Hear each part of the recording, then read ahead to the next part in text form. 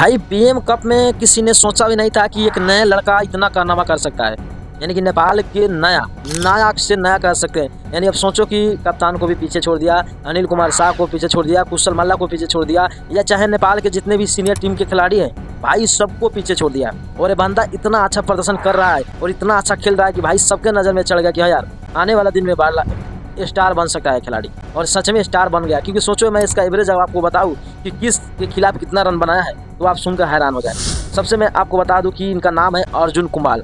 जो अर्जुन कुमार है भाई साहब इतना ज़बरदस्त बल्लेबाजी किए हैं। तो मधेश के खिलाफ किए थे 49 रन की पारी, कोसी के खिलाफ किए थे भाई साहब 102 रन की पारी। अब सोचो उसके बाद मैं आपको सुदूर पश्चिम के खिलाफ किए थे 44 रन की पारी। उसके बाद MRF पुलिस की तरफ से खेले थे तो वहाँ पे भाई 25 रन की पारी, पुलिस क्लब से 34 रन की पारी, आर्मी से खेले थे तो 67 की पारी, और उसके बाद मैं आपको बता बागमती के 74 की पारी। टोटल रन यानी कि 395 रन। अब सोचो जिसमें 395 रन में एक सेंचुरी और 2 हाफ सेंचुरी। मैं इसीलिए बोल रहा हूँ कि भाई जो आने वाले जो नए लड़के हैं भाई सबसे बेहतर खिलाड़ी है। क्या आपको भी लगता है कि अर्जुन कुमार आने वाले दिन में जल्द ही सीनियर टीम में जगह बनाएंगे? तो यस और नो में जरूर कमेंट करें। और आपको लगता है कि जल्द से जल्द आना ही चाहिए तो इस वीडियो को ज़्यादा से ज़्यादा शेयर करें, क्योंकि अंजू कुमार जैसे बल्लेबाज नेपाल में होना चाहिए। क्योंकि जैसे ऐसे बल्लेबाज नहीं होंगे तो भाई आने वाले दिन में कुछ नहीं होने वाला।